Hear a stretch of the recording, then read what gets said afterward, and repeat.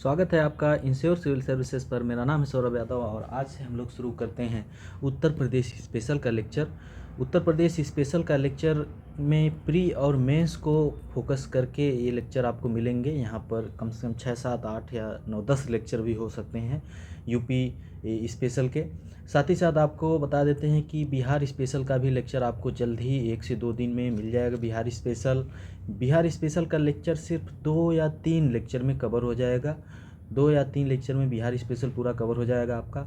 बाकी बहुत लोगों की डिमांड्स है कि उत्तराखंड स्पेशल का भी लेक्चर दिया जाए, तो उत्तराखंड स्पेशल का भी लेक्चर 2 से 3 वीडियो में आपको मिल जाएगा। जनवरी में ही आपको ये लेक्चर सब मिल जाएंगे। उत्तराखंड बिहार के लेक्चर जनवरी में ही कंप्लीट हो जाएंगे। बाकी यूपी स्पेशल में मेंस को भी फोकस करना है, तो इसलिए यूपी स्पेशल के 10-11 लेक्चर हो सकते हैं। जैसा कि उत्तर प्रदेश पीसीएस के मेंस में जीएस पेपर 1 की बात करें तो यूपी स्पेसिफिक नॉलेज से रिलेटेड बहुत से क्वेश्चन पूछे जाते हैं। अगर आप जीएस पेपर 1 से जीएस पेपर 3 तक देखते हैं तो आपको प्रति वर्ष कम से कम 8 से 10 क्वेश्चन पूछे जाते हैं। उत्तर प्रदेश से ही एकदम 8 से 10 क्वेश्चन पूछे जाते हैं, जिसमें से आप मान के चलिए कि 5 क्वेश्चन जो होते हैं 8 मार्क्स के होते हैं और 5 क्वेश्चन जो होते हैं 12 मार्क्स के होते हैं। तो 60 + 40 यानी 100 नंबर का सीधे सीधे आपका उत्तर प्रदेश पीसीएस के मेंस में यूपी स्पेशल से आता है लिखने के लिए। बाकी प्री की बात करें तो प्री में तो क्वेश्चन पूछे ही जाते हैं। जैसे अभी इस बार पूछा गया था कि उत्तर प्रदेश में कितने महाजनपद हैं, समीक्षा अधिकारी में पूछा गया था या उत्तर प्रदेश पीसीएस के प्री में पूछा गया था। बात करें कैलेंडर की तो आपकी डेट फिक्स हो चुकी है। जैसा आपको पता है कि कैलेंडर यूपीपीएससी ने अपना कैलेंडर जारी कर दिया है, जिसमें 12 जून को डेट रखी गई है। 12 जून रखी गई है उत्तर प्रदेश पीसीएस प्री की। और यूपी पीसीएस मेंस 2021 की बात करें तो उसकी डेट है 23 मार्च से 23 से 27 यानी कितना दिन दिया गया है? 23, 24, 25, 26, 27 यानी 5 दिन दिया गया है। 5 दिन दिया गया है, इसका मतलब कि आपके ऑप्शनल के लिए 1 दिन का गैप मिल सकता है। ओके, अभी तक जो 28 जनवरी से होने वाला था पेपर, वहाँ पर ऑप्शनल के लिए 1 भी दिन का गैप नहीं मिला था। ठीक है। बाकी इस चैनल पर एक टीम के साथ प्रियांशु सर आ रहे हैं, जिसमें आपको प्री और मेंस की पूरी प्री और मेंस को अच्छे तरीके से पढ़ाया जाएगा। यहाँ पर बहुत से ऐसे टीचर इसमें हैं जो ऑलरेडी सेलेक्टेड हैं। एक सर तो हैं ऑलरेडी असिस्टेंट कमांडेंट बीएसएफ में हैं, वो भी आ रहे हैं पढ़ाने के लिए। उन्होंने कई बार उत्तर प्रदेश पीसीएस का मेंस दिया है, इंटरव्यू भी दिया है उन्होंने, यूपीएससी भी उन्होंने दिया है। ओके, तो चलिए आज का लेक्चर शुरू करते हैं। सबसे पहले हम लोग उत्तर प्रदेश की भौगोलिक संरचना के बारे में देखेंगे। उत्तर प्रदेश की लोकेशन से रिलेटेड, उत्तर प्रदेश के फिजियोग्राफिक डिवीज़न से रिलेटेड मेंस में भी क्वेश्चन पूछे जाते हैं, तो उसको भी हम लोग यहाँ पर देखेंगे। तो चलिए शुरू करते हैं। उत्तर प्रदेश की बात करें तो उत्तर प्रदेश 8 राज्य और 1 केंद्र शासित प्रदेश के साथ सीमा साझा करता है और एक अंतर्राष्ट्रीय सीमा उत्तर प्रदेश की नेपाल के साथ साझा होती है। तो 8 राज्य, 1 केंद्र शासित प्रदेश, ये 8 राज्य कौन कौन से हैं? तो सबसे पहले हम देखते हैं, यहाँ पर उत्तराखंड है, यहाँ पर हिमाचल प्रदेश है, यहाँ पर हरियाणा है, यहाँ पर आपको मिल जाएगा राजस्थान, और इधर आप देखेंगे इधर भी हरियाणा है, इधर आपको मध्य प्रदेश दिख रहा है, यहाँ पर आपको छत्तीसगढ़, इधर झारखंड, इधर बिहार। तो 8 राज्य, 1 केंद्र शासित प्रदेश दिल्ली तथा एक अंतर्राष्ट्रीय सीमा उत्तर प्रदेश की नेपाल के साथ साझा होती है। ओके, तो 8 राज्य, 1 केंद्र शासित प्रदेश तथा एक अंतर्राष्ट्रीय सीमा उत्तर प्रदेश की साझा होती है। अगर हम बात करते हैं किसी और राज्य की, जैसे क्वेश्चन पूछा जाए कि देखिए मैप में, तो उत्तर प्रदेश 8 राज्य, 1 केंद्र शासित प्रदेश तथा एक अंतर्राष्ट्रीय सीमा साझा होती है। तो ऐसा कौन सा राज्य है जो सबसे ज़्यादा सीमा साझा करता है, क्वेश्चन बन सकता है। तो यहाँ पर देखिए आसाम है। आसाम में देखिए इधर मेघालय के साथ सीमा साझा होती है, इधर त्रिपुरा के साथ, इधर मिजोरम, इधर मणिपुर, इधर नागालैंड, इधर अरुणाचल प्रदेश, और यहाँ पर वेस्ट बंगाल, यहाँ तक देखिए पश्चिम बंगाल के साथ भी सीमा साझा होती है। तो कितने राज्य हो गए? 1, 2, 3, 4, 5, 6, 7। 1, 2, 3, 4, 5, 6, 7। तो आसाम 7 राज्यों के साथ सीमा साझा करता है। तो छत्तीसगढ़ कितने राज्य के साथ सीमा साझा करता है? आपके लिए एक क्वेश्चन यहाँ पर बनेगा कि छत्तीसगढ़, क्या छत्तीसगढ़ आंध्र प्रदेश के साथ सीमा साझा करता है? क्या छत्तीसगढ़ आंध्र प्रदेश के साथ सीमा साझा करता है? इसको चेक करिएगा, हो सकता है इस मैप में गलत दिया हो, इसको आप लोग चेक करिएगा और ज़रूर बताइएगा। क्या छत्तीसगढ़ आंध्र प्रदेश के साथ सीमा साझा करता है? तो छत्तीसगढ़ अगर आंध्र प्रदेश के साथ भी सीमा साझा करता है, उसको भी लेके चलेंगे तो आंध्र प्रदेश 1 2 3 4 5 6 7, तब ये भी 7 राज्यों के साथ हो जाएगा कि 7 राज्य के साथ छत्तीसगढ़ भी सीमा साझा करता है। और सबसे ज़्यादा राज्यों की बात करेंगे तो उत्तर प्रदेश 8 राज्य, 1 केंद्र शासित प्रदेश तथा 1 अंतर्राष्ट्रीय सीमा उत्तर प्रदेश की साझा होती है। 8 राज्य कौन कौन से हैं? 8 राज्य की अगर हम बात करते हैं तो 8 राज्य कौन कौन से हैं? एक सेकंड रुक जाइए, चलिए। 8 राज्य में उत्तराखंड, हिमाचल प्रदेश 2 हो गए, हरियाणा 3, राजस्थान 4, मध्य प्रदेश 5, छत्तीसगढ़ 6, झारखंड 7, बिहार 8, अंतर्राष्ट्रीय सीमा दिल्ली और उसके बाद नेपाल आ जाता है जिसके साथ ये केंद्र शासित प्रदेश दिल्ली तथा अंतर्राष्ट्रीय सीमा नेपाल के साथ साझा होती है। अब यहाँ पर क्वेश्चन पूछा गया, उत्तर प्रदेश पीसीएस प्री 2021 में क्वेश्चन पूछा गया कि निम्नलिखित में से उत्तर प्रदेश का कौन सा जिला है जो नेपाल के साथ सीमा साझा नहीं करता है? यहाँ से क्वेश्चन पूछा गया, यानी लोकेशन से रिलेटेड क्वेश्चन पूछा गया, डिस्ट्रिक्ट से रिलेटेड क्वेश्चन पूछा गया, तो इसको आपको जानना बहुत ज़रूरी है। तो हम इसको ट्रिक के द्वारा देखेंगे। उसके पहले हम लोग देख लेते हैं उत्तर प्रदेश का कौन सा जिला जो सबसे पूरब में है, कौन सा जिला सबसे पश्चिम में है, कौन सा जिला सबसे उत्तर में है, कौन सा जिला सबसे दक्षिण में है। तो उत्तर प्रदेश का सबसे पूर्वी जिला है बलिया और सबसे पश्चिमी जिला है शामली। उत्तर प्रदेश का सबसे उत्तरी जिला है सहारनपुर, सबसे दक्षिणी जिला है सोनभद्र। यानी सबसे पूर्वी जिला बलिया, सबसे पश्चिमी जिला है शामली, सबसे उत्तरी जिला है सहारनपुर, सबसे दक्षिणी जिला है सोनभद्र। ओके, कंफ्यूज नहीं होना है कि ललितपुर भी दक्षिण में दिखाई दे रहा है, लेकिन ललितपुर सबसे दक्षिणी जिला नहीं है, सबसे दक्षिणी जिला है सोनभद्र। ओके, ठीक है। उत्तर प्रदेश का क्षेत्रफल कितना है? उत्तर प्रदेश का क्षेत्रफल है 2,40,928 2,40,928 स्क्वायर किलोमीटर। ओके, कितना क्षेत्रफल है? 2,40,928 स्क्वायर किलोमीटर। और भारत का क्षेत्रफल कितना है? 32,87,263 स्क्वायर किलोमीटर। ठीक है, तो 32,87,263 स्क्वायर किलोमीटर। और पूरे विश्व का, भारत जो है पूरी पृथ्वी के क्षेत्रफल का कितना प्रतिशत है? तो 2.43% है। और उत्तर प्रदेश भारत के क्षेत्रफल का कितना प्रतिशत है? 7.33%, 7.33%। याद रखिएगा, 7.33% है उत्तर प्रदेश भारत के क्षेत्रफल का। ये भी क्वेश्चन जीआईसी प्रवक्ता या किसी में पूछा गया था, और उत्तर प्रदेश पीसीएस में इसके पहले पूछा जा चुका है कि उत्तर प्रदेश भारत के क्षेत्रफल का कितना प्रतिशत है उसका क्षेत्रफल। तो ये क्वेश्चन याद रखिएगा। 2,40,928 स्क्वायर किलोमीटर उत्तर प्रदेश का क्षेत्रफल है। भारत का क्षेत्रफल 32,87,263 स्क्वायर किलोमीटर है। भारत का क्षेत्रफल पूरे विश्व के क्षेत्रफल का 2.43% है। और उत्तर प्रदेश भारत के क्षेत्रफल का 7.33% है। याद रखिएगा। तो हमने देख लिया कि उत्तर प्रदेश का सबसे पूर्वी जिला है बलिया, सबसे पश्चिमी जिला है शामली, सबसे उत्तरी जिला है सहारनपुर, सबसे दक्षिणी जिला है सोनभद्र। ओके, चलिए अब देखते हैं यहाँ पर कि नेपाल के कौन कौन से ज़िले हैं, नेपाल के साथ उत्तर प्रदेश के कौन कौन से ज़िले सीमा साझा करते हैं। हम ट्रिक के द्वारा देखेंगे। जो लोग पहले लेक्चर हमारा देखे थे तो उनको और आसानी होगी। अगर आपको ट्रिक याद है तो बहुत अच्छी बात है, नहीं याद है तो फिर से देख लीजिए। इसकी ट्रिक है कि पीके एक मूवी आई थी, पीके बस महाराज, जिसको ये ट्रिक 2021 के पेपर में याद रही होगी, वो लोग एकदम सही करके आए होंगे। ठीक है, तो पीके बस महाराज, पी से पीलीभीत, के से लखीमपुर खीरी, बी से बहराइच, यस से श्रावस्ती, बी से बलरामपुर, यस से सिद्धार्थनगर, यम से महाराजगंज। तो याद हो गया, पीके बस महाराज कितने ज़िले हैं? 7 जिले सीमा साझा करते हैं नेपाल के साथ। उत्तर प्रदेश के 7 जिले सीमा साझा करते हैं, याद रखिएगा। हम लोग उत्तराखंड पढ़ेंगे तो उत्तराखंड के बारे में भी इसी प्रकार से देखा जाएगा। उत्तराखंड अभी जल्दी ही आपको लेक्चर मिल जाएगा। आज की डेट है 20 जनवरी है, तो आपको 20 जनवरी 2022 में ही उत्तराखंड का लेक्चर 20 जनवरी क्या कह रहे हैं, जनवरी 2022 में ही उत्तराखंड के लेक्चर मिल जाएंगे, बिहार के लेक्चर मिल जाएंगे। ठीक है, तो एक एक लेक्चर जितने मिलते जाएँ उतना आप लोग देखते जाएंगे तो आपके लिए बहुत आसानी होगी। चलिए आगे बढ़ते हैं।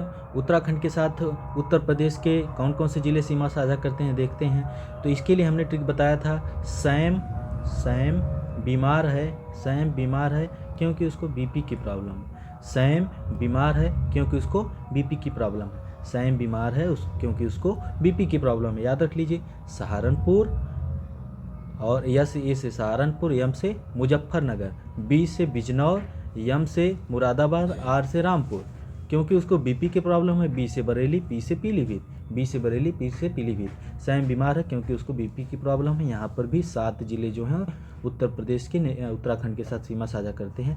यहाँ पर आपको दिख रहा है पीलीभीत जिला उत्तराखंड के साथ भी सीमा साझा करता है और नेपाल के साथ भी। यहाँ हमने देखा महाराजगंज यहाँ बिहार के पश्चिमी चंपारण जिले के साथ सीमा साझा करता है और नेपाल के साथ भी सीमा साझा करता है। ठीक है, यहाँ पर आप देखिए सहारनपुर जिला है। सहारनपुर एक ऐसा जिला है जो 3 राज्यों के साथ सीमा साझा करता है। तो 3 राज्य कौन कौन से हैं? उत्तराखंड हो गया, हिमाचल प्रदेश हो गया, हरियाणा हो गया। ठीक है, उत्तर प्रदेश के सबसे उत्तरी बिंदु को टच करने वाले राज्य का क्या नाम है? तो वो है हिमाचल प्रदेश। कौन सा प्रदेश? हिमाचल प्रदेश सबसे उत्तरी बिंदु को टच करता है। और उत्तर प्रदेश की सबसे कम सीमा साझा होती है किसके साथ? हिमाचल प्रदेश के साथ। याद रखिएगा, सबसे उत्तरी जिले को टच करने वाले राज्य का नाम हिमाचल प्रदेश है और सबसे कम सीमा साझा करने वाले राज्य का नाम है हिमाचल प्रदेश। ओके, ठीक है, चलिए आगे बढ़ते हैं। हम पहुंचते हैं हरियाणा में देखते हैं। तो यहाँ पर देखिए, यहाँ पर दिल्ली आपको दिख रहा है और यहाँ पर देखिए सहारनपुर, शामली, बागपत। तो याद रखिए trick, SSB Saharanpur, Shamli, Baghpat. SSB में गेम हो रहा है। जी से गौतम बुद्ध नगर, GAME SSB में गेम हो रहा है। GAME, ई को साइलेंट कर दीजिए। जी से गौतम बुद्ध नगर, ए से आगरा, यम से मथुरा। SSB में गेम हो रहा है। तो 6 ज़िले हैं उत्तर प्रदेश के, वो हरियाणा के साथ सीमा साझा करते हैं। 6 ज़िले उत्तर प्रदेश के हरियाणा के साथ सीमा साझा करते हैं। ओके, तो SSB में गेम हो रहा है सहारनपुर, शामली और बागपत। शामली वही ज़िला है जो सबसे पश्चिमी ज़िला है उत्तर प्रदेश का। ठीक है, चलिए आगे बढ़ते हैं। यहाँ पर देखिए दिल्ली है। दिल्ली के साथ उत्तर प्रदेश के सिर्फ 2 ज़िले सीमा साझा करते हैं, गाजियाबाद हो गया और गौतम बुद्ध नगर। गाजियाबाद और गौतम बुद्ध नगर। गौतम बुद्ध नगर में ही नोएडा है। नोएडा का फुल फॉर्म क्या है? Noida new Okhla industrial development authority. New Okhla industrial development authority. Okay, तो SSB में गेम हो रहा है। सहारनपुर, शामली, बागपत। जी से गौतम बुद्ध नगर, आगरा, फिर मथुरा। GAME, ई को साइलेंट कर देंगे। ठीक है, यहाँ पर आप देखिए मथुरा जो है राजस्थान के साथ भी सीमा साझा करता है और इधर हरियाणा के साथ भी सीमा साझा करता है। यहीं आगरा की बात करते हैं तो आगरा जो है मध्य प्रदेश के साथ भी सीमा साझा करता है और राजस्थान के साथ भी सीमा साझा करता है। ये सब छोटी छोटी चीज़ें याद रखिएगा। ठीक है, आगे बढ़ते हैं। कई लोगों को क्वेश्चन आए थे कि क्या सर इस बार जो है कि 2022 में समीक्षा अधिकारी की वैकेंसी नहीं आएगी क्या? समीक्षा अधिकारी का जैसा कि कैलेंडर आया है तो उसमें समीक्षा अधिकारी के बारे में कुछ नहीं दिया गया है। तो समीक्षा अधिकारी की वैकेंसी आने की प्रबल संभावना है, क्योंकि कैलेंडर में आप लोग देखेंगे तो वहाँ पर लिखा गया है कि कुछ डेट हैं जो आरक्षित रखी गई हैं। जब वैकेंसी आएगी तो उस डेट पर उस एग्ज़ाम को करवा लिया जाएगा। तो समीक्षा अधिकारी की वैकेंसी आ सकती है, इसलिए पढ़ाई अपनी जोरों पर रखिए। यूपी PCS दीजिए, बिहार PCS दीजिए, उत्तराखंड PCS दीजिए। पढ़ाई अपनी जारी रखिए। आप लोग स्टॉप मत हो जाइए, रुक मत जाइए। ठीक है, चलिए तो यहाँ पर अब हम पहुँचते हैं मध्य प्रदेश के साथ। तो हमने देख लिया कि सबसे कम सीमा उत्तर प्रदेश की हिमाचल प्रदेश के साथ साझा होती है। तो सबसे ज़्यादा सीमा किसके साथ साझा होती है? तो वह साझा होती है मध्य प्रदेश के साथ। कितने ज़िले सीमा साझा करते हैं? उत्तर प्रदेश के 11 ज़िले मध्य प्रदेश के साथ सीमा साझा करते हैं। इसकी भी एक ट्रिक है, AI जल में बंद है चित्र किसका? AI जल में बंद है चित्र किसका? PM का। AI जल में चित्र बंद है PM का। AI जल में चित्र बंद है PM का। ओके, तो A से हो जाएगा आपका आगरा, I कर देंगे इटावा, आगरा इटावा। J से जालौन, J से झांसी। AI जल में 4 हो गए, आगरा, इटावा, जालौन, झांसी। यल से ललितपुर, म से महोबा, और में बंद है, बंद से बांदा, ठीक है को साइलेंट कर दिए। चित्र, चित्र से चित्रकूट, चित्रकूट किसका चित्र बंद है, पीएम यानी प्रयागराज और मिर्ज़ापुर, यही जल में बंद है चित्र किसका, पीएम यानी प्रयागराज और मिर्ज़ापुर। बाकी सोनभद्र इधर याद रख लीजिएगा। सोनभद्र सबसे दक्षिणी जिला है जो 4 राज्यों के साथ सीमा साझा करता है, मध्य प्रदेश, छत्तीसगढ़, झारखंड और बिहार। ओके, ठीक है। और उत्तर प्रदेश के सबसे दक्षिणी बिंदु को टच करने वाले राज्य का नाम है छत्तीसगढ़, याद रखिएगा। सबसे उत्तरी बिंदु को टच करने वाले राज्य का नाम है हिमाचल प्रदेश, सबसे दक्षिणी बिंदु को टच करने वाले राज्य का नाम है छत्तीसगढ़। ओके, चलिए आगे बढ़ते हैं। अब हम लोग आ जाते हैं छत्तीसगढ़ के पास। तो छत्तीसगढ़ के साथ सिर्फ और सिर्फ एक राज्य, एक डिस्ट्रिक्ट जो है उत्तर प्रदेश का सीमा साझा करता है, वह है सोनभद्र। ओके, झारखंड भी सिर्फ और सिर्फ एक जिले के साथ सीमा साझा करता है, वह है सोनभद्र। बिहार जो है कि उत्तर प्रदेश के 7 जिलों के साथ सीमा साझा करता है। कौन कौन से, हमने बता दिया कि महाराजगंज जो है कि वो पश्चिमी चंपारण जिला जो है बिहार का, उसके साथ सीमा साझा करता है और नेपाल के साथ भी सीमा साझा करता है। सोनभद्र आपको पता चल गया है कि सोनभद्र 4 राज्यों के साथ सीमा साझा करता है। वो 4 राज्य हैं मध्य प्रदेश, छत्तीसगढ़, झारखंड और बिहार। अब बीच में बच गए, अब इस 7 में से 2 निकल गए तो बच गए 5। 5 में आपको हमने बता दिया है कि बलिया जो है सबसे पूर्वी जिला है उत्तर प्रदेश का, जो बिहार के साथ सीमा साझा करता है, ठीक है। तो अब 4 बच गए, 4 बच गए, यानी कि यहाँ पर देखिए 2 कुशीनगर और देवरिया, इधर जीसी, गाजीपुर और चंदौली। यहाँ पर आप केडी जानते हैं, केडी कैंपस कोचिंग है जो एसएससी की कोचिंग करवाते हैं। तो के से कुशीनगर, डी से देवरिया, के से कुशीनगर, डी से देवरिया, और जीसी यानी जी से गाजीपुर, सी से चंदौली। जीसी यानी घटना चक्र होता है, तो जी से गाजीपुर, सी से चंदौली, याद रखिएगा। सोनभद्र आपको पता है, आपको महाराजगंज पता है कि बिहार के साथ भी सीमा साझा करता है और नेपाल के साथ भी सीमा साझा करता है। आपको ये भी पता है कि बलिया सबसे पूर्वी जिला है तो जो बिहार के साथ सीमा साझा करता है। और इधर आप देखिए केडी, के से कुशीनगर, डी से देवरिया, और इधर जीसी, जी से गाजीपुर, सी से चंदौली, घटना चक्र गाजीपुर और चंदौली। ओके, तो हमें नहीं लगता कि आपको अब कोई समस्या होगी यहाँ पर। अगर समस्या है तो आप लोग एक बार फिर से पीछे करके देख लीजिएगा, नोट कर लीजिए, लोकेशन याद हो जानी चाहिए। लोकेशन याद रहती है तो आप मेंस में जब मैप बनाते हैं, आप आसानी के साथ ऐसे मैप बनाएंगे उत्तर प्रदेश का, तो आसानी के साथ आप जो है कि लिख सकते हैं एग्ज़ाम में, ठीक है। ऐसे करके मैप बनता है उत्तर प्रदेश का, थोड़ा सा गड़बड़ हो गया। तो आपको लोकेशन पता रहेगी, जिलों के नाम पता रहेंगे तो मेंस में तो लिख सकते हैं आसानी से, ठीक है। चलिए, तो ये उत्तर प्रदेश के जो बॉर्डर के साथ सीमा साझा करते हैं, उत्तर प्रदेश के ज़िले अन्य राज्यों के साथ, केंद्र शासित प्रदेश के साथ, और अंतर्राष्ट्रीय सीमा जो साझा होती है उसके बारे में हम लोग यहाँ पर देख लिए। अब आगे देखते हैं, भारत के मैप में देखते हैं उत्तर प्रदेश की स्थिति। हमने बताया सबसे दक्षिणी जिला जो है उत्तर प्रदेश का वो सोनभद्र है, 4 राज्यों के साथ सीमा साझा करता है, मध्य प्रदेश, छत्तीसगढ़, झारखंड, बिहार। सबसे उत्तरी जिला यहाँ पर आपको सहारनपुर है जो हिमाचल प्रदेश के साथ सीमा साझा करता है। सबसे पूर्वी जिला यहाँ पर बलिया जो बिहार के साथ सीमा साझा करता है।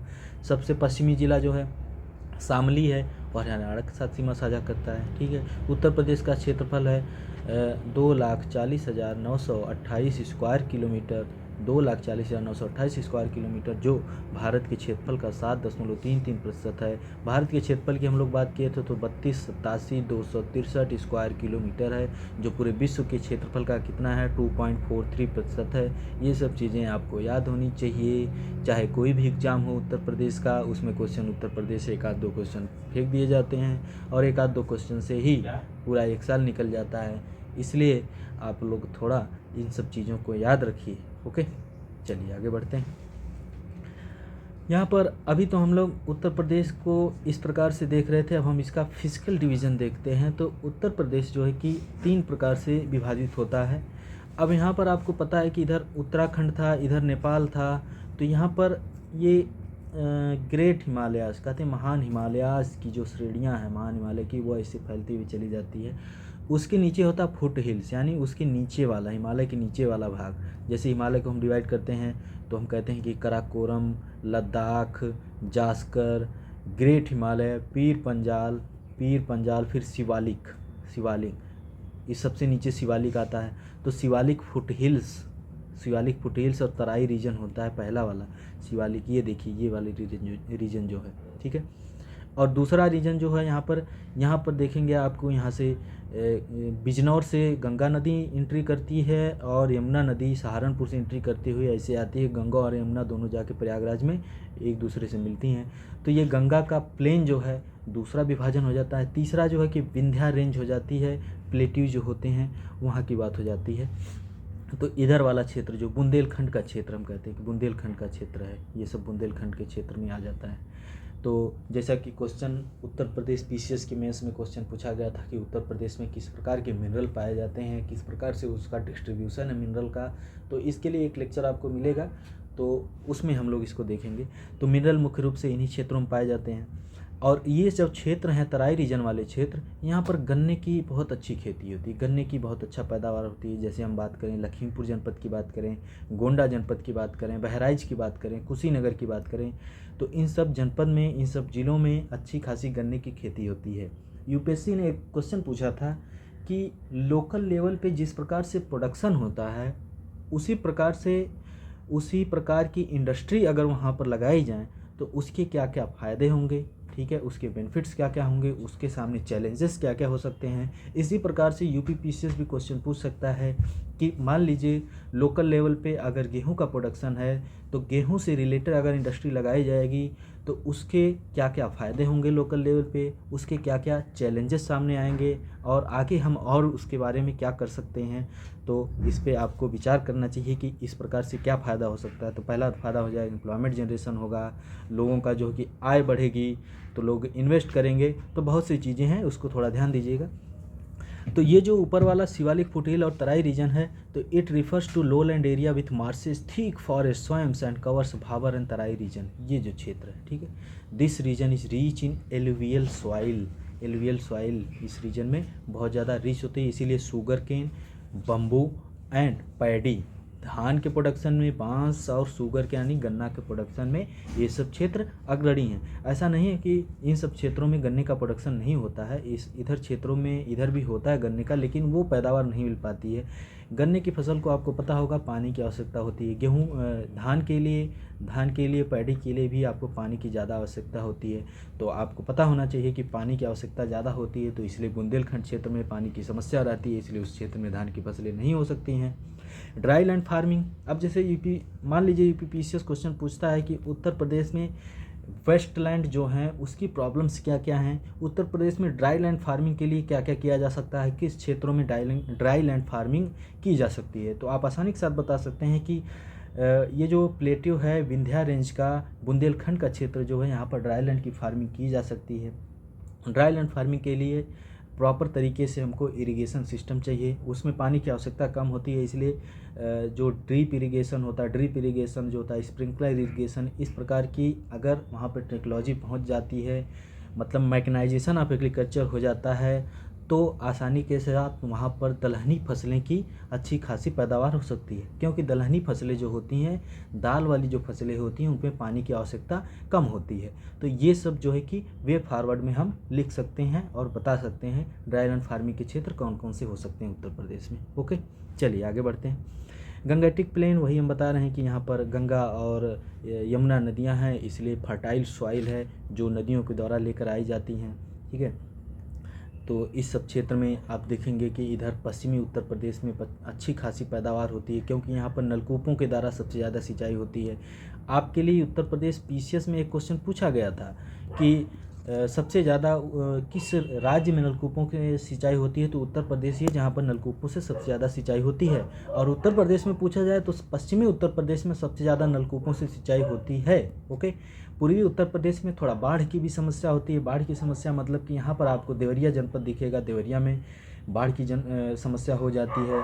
आप लखीमपुर खीरी में देखेंगे, वहाँ पर बाढ़ जैसी समस्या स्थिति हो जाती है। तो इन सब क्षेत्रों में थोड़ा सा बाढ़ की समस्या होती है, फ्लड की समस्या हो जाती है। बाकी इधर वाले जो क्षेत्र हैं, यहाँ पर बाढ़ जैसी स्थिति बहुत ही कम देखने को मिलती है। ओके, तो यूपी पीसीएस ने पूछा था क्वेश्चन, तो पश्चिमी उत्तर प्रदेश में सबसे ज़्यादा नलकूपों के द्वारा सिंचाई होती है, पूर्वी उत्तर प्रदेश में नलकूपों के द्वारा कम सिंचाई होती है। ओके, चलिए, western part is well developed due to better water resource and irrigation system. Better water resource और इरीगेशन सिस्टम के कारण यहाँ पर ये क्षेत्र जो है बहुत अच्छा डेवलप है। ग्रीन रिवोल्यूशन, जो हरित क्रांति थी, ग्रीन रिवोल्यूशन में पश्चिमी उत्तर प्रदेश को फ़ायदा हुआ था। ओके, पश्चिमी उत्तर प्रदेश को फ़ायदा हुआ था। ग्रीन रिवोल्यूशन में कहा जाता है कि उसके ड्रॉबैक्स क्या रहे, तो उसके ड्रॉबैक्स थे कि inter state disparity, intra state disparity, ठीक है, तो इस प्रकार की डिस्पैरिटी थी, इस प्रकार से भिन्नताएं हो गई थी। जैसे यहाँ पर देखेंगे आप तो पश्चिमी उत्तर प्रदेश में ग्रीन रिवोल्यूशन से, हरित क्रांति से अच्छा खासा फायदा हुआ था, लेकिन पश्चिमी उत्तर प्रदेश की बात करेंगे, पूर्वी उत्तर प्रदेश की बात करेंगे तो यहाँ पर हरित क्रांति सही तरीके से यहाँ पर लागू ही नहीं हो पाई थी, इसलिए आज भी यहाँ के किसान थोड़ा सा पिछड़े हैं। ठीक है, चलिए आगे बढ़ते हैं। तीसरा है प्लेट्यू एंड विंध्या रेंज, जो हम बता रहे हैं यहाँ पर बुंदेलखंड का जो क्षेत्र है यहाँ पर, तो इसको हम डिवाइड करते हैं। तो बुंदेलखंड क्षेत्र की बात करें तो यहाँ पर कुछ जनपद हैं, जैसे कि जालौन हो गया, झांसी हो गया, ललितपुर हो गया, हमीरपुर, बांदा, ये सब ज़िले आते हैं। सोनभद्र हो गया, मिर्ज़ापुर हो गया, ये विंध्या रेंज के अंतर्गत आते हैं और इस क्षेत्रों में मिनरल्स वगैरह पाए जाते हैं। जैसा आपको पता होना चाहिए कि ललितपुर जनपद में यूरेनियम पाया जाता है, ललितपुर में यूरेनियम पाया जाता है, और इधर मिर्ज़ापुर में कोयला वगैरह सब कुछ है। तो ऐसे हम मिनरल के उसमें हम आपको बताएंगे। चलिए ठीक है, आगे बढ़ते हैं। कुछ और चीज़ें हम देखते हैं उत्तर प्रदेश से रिलेटेड। प्रदेश के नाम के इतिहास की बात करें तो प्रदेश के नाम का इतिहास 1836 से उत्तर पश्चिम प्रांत था, 1877 से उत्तर पश्चिमी प्रांत आगरा एवं अवध हो गया, 1902 से आगरा एवं अवध का संयुक्त प्रांत, 1937 से संयुक्त प्रांत, और 24 जनवरी 1950 से उत्तर प्रदेश हो गया। 24 जनवरी 1950 से उत्तर प्रदेश हो गया। ठीक है, याद रखिएगा ये क्वेश्चन अभी तक पूछा नहीं गया है, ना तो उत्तर प्रदेश पीसीएस प्री ने पूछा है, ना तो समीक्षा अधिकारी में पूछा गया है, या किसी और एग्जाम में भी यह नहीं पूछा गया। प्रदेश की राजधानी के इतिहास की बात करें तो 1836 से आगरा थी, 1858 से प्रयागराज, 1921 से लखनऊ आंशिक रूप से, 1935 से लखनऊ पूर्ण रूप से राजधानी हो गई, और वर्तमान में भी उत्तर प्रदेश की राजधानी लखनऊ है। ओके, चलिए आगे बढ़ते हैं। राज्यों के पुनर्गठन की बात करें तो 1 नवंबर 1956 को राज्यों का पुनर्गठन हुआ था। 7th कॉन्स्टिट्यूशनल अमेंडमेंट 1956 के थ्रू हुआ था।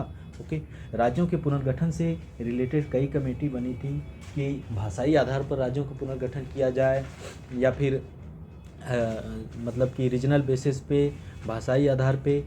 तो इस पे कई कमेटी बनी थी, जैसे यश के धर की कमेटी बनी थी, उसके बाद जेवीपी कमेटी बनी थी, उसके बाद फजल अली कमीशन हुआ था। तो ये सब कुछ कमेटी बनी थी, इसको आप लोग पॉलिटी में देख लीजिएगा, प्रियांशु सर ने बहुत अच्छे तरीके से इसको बताया है, इसको आप लोग देख लीजिएगा। राज्य के विभाजन की बात करें तो उत्तर प्रदेश का विभाजन 9 नवंबर 2000 को हुआ।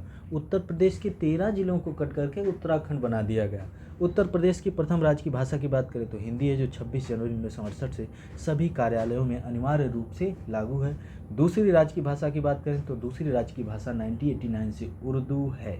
ये भी क्वेश्चन कई बार पूछा गया है, उत्तर प्रदेश पीसीएस में पूछा गया, समीक्षा अधिकारी में पूछा गया है, और मेंस में आप टू द पॉइंट लिख सकते हैं, या उत्तर प्रदेश के कल्चर से रिलेटेड क्वेश्चन आता है, उत्तर प्रदेश में मतलब लोक नृत्य से क्वेश्चन आता है, या फिर उत्तर प्रदेश में टूरिज्म से रिलेटेड क्वेश्चन आता है। उत्तर प्रदेश में अगर यूनिटी इन डाइवर्सिटी से रिलेटेड क्वेश्चन आता है तो उसमें आप कुछ चीज़ें ये सब लिख सकते हैं। चलिए ठीक है। उत्तर प्रदेश में वैसे लेक्चर बहुत बड़ा हो रहा है, 28 मिनट्स का ऑलरेडी हो चुका है। चलिए कोई बात नहीं। उत्तर प्रदेश में जिलों की संख्या 75 आपको पता होनी चाहिए। तहसील 350 है, नगर निगम 17 है, मंडल की संख्या 18 है। विधानसभा सदस्यों की संख्या अब वर्तमान समय में 403 हो गई हैं। ये जो +1 था एंग्लो इंडियन था, तो एंग्लो इंडियन से रिलेटेड कौन सा संविधान संशोधन था, एंग्लो इंडियन से रिलेटेड कौन सा संविधान संशोधन था जिसको अब खत्म कर दिया गया, इसको आप लोग कमेंट करेंगे। विधानसभा में आरक्षित सीटों की बात करें, जैसा कि आपको पता है कि उत्तर प्रदेश का चुनाव बहुत जोरों पर चल रहा है, तो विधानसभा में आरक्षित सीटें 86 हैं, जिसमें से 84 एससी के लिए, 2 एसटी के लिए है। विधान परिषद सदस्यों की संख्या 100 है। लोकसभा सीटों की संख्या 80 है। उत्तर प्रदेश में लोकसभा में आरक्षित सीटें 17 हैं। राज्यसभा सीटों की संख्या 31 है।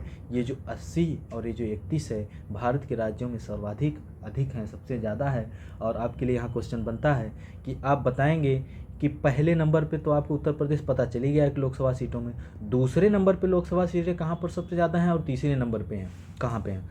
ये आप लोग बताएंगे।